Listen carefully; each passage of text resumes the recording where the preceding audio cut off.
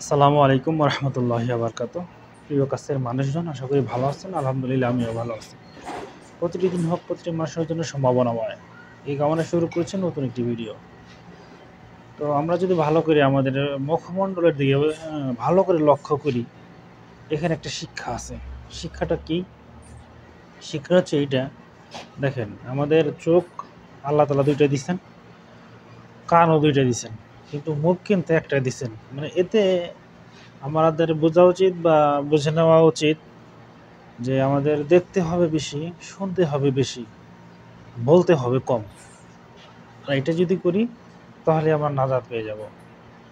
কেননা যে ব্যক্তি চুপ থাকলো সে ব্যক্তি নাজাত হয়ে গেল না।